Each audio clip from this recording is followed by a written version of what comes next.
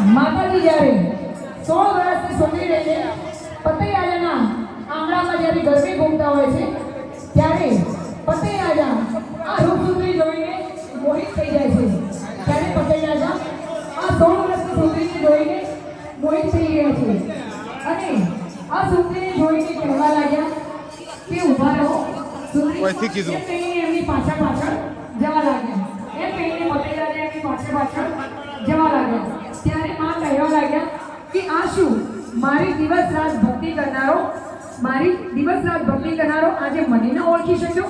મારી દિવસ રાતની ભક્તિ કરતા આજે પતઈ રાજા મને ન ઓળખી શક્યો? આવું કેમ અનોખો બન્યો છે?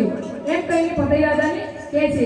પતઈ રાજા કહે છે કે હે રૂપસુંદરી, તમે અહીં ડુંગરાઓમાં ના શોભો, તમે તો મારા મહેલમાં શોભો, મારા મહેલમાં શોભો। એમ કહીને માતા કહે છે કે પતઈ તું માગે હું આપું। એ પતઈ રાજા તું માગે આપે। તું કહે તો હું રીતિ સિદ્ધિના ભંડાર ભરી દઉં, તું કહે તો ઘોડાની ધમસા આપી દઉં, તું કહે તો હાથી ઝૂલતા આપી દઉં, અરે તું કહે તો ગુજરાત ઘેરું આપી દઉં। પણ એ પતઈ રાજા આ રાજમહેલમાં મને લઈ જવાની જીદ તું છોડી દે। હે પતઈ રાજા, મને રાજમહેલમાં લઈ જવાની જીદ તું છોડી દે। અરે સુંદરી, હું કોણ છું તું મને ના ઓળખી? હે સુંદરી, હું કોણ છું? હું પતઈ રાજા છું। મારી ધન દોલતની શી ખોટ છે? હું તો ગઢ પાવાગઢનો રાજવી છું। મારે શું ખોટ છે? મારે તો તમારા જેવી પટરાણી જોઈએ છે। પતઈ રાજા કહે છે કે મારે તો તમારા જેવી પટરાણી જોઈએ છે। માં કહે છે કે નક્કી પતઈ રાજા, તારા પાપનો ગળો ભરાઈ ગયો છે। માતાજી કહે છે કે હે પતઈ રાજા, તારા પાપનો ગળો ભરાઈ ગયો છે। હે રાજન, તે મને ના ઓળખી? માં કહે છે કે હે રાજન, તે મને ના ઓળખી?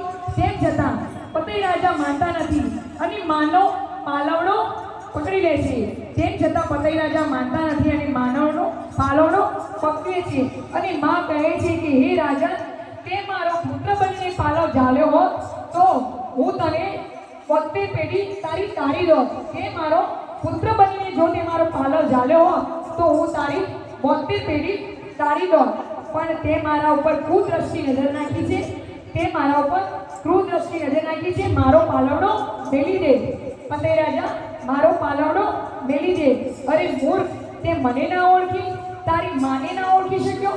આ અખિલ બ્રહ્માંડની જનેતા તારી માને ના ઓળખી શક્યો? હવે તું મારું આ રૂપ જોઈ લે। એમ કરીને માં કાળીમાં પ્રગટ થાય છે અને ક્રોધે ભરાય છે।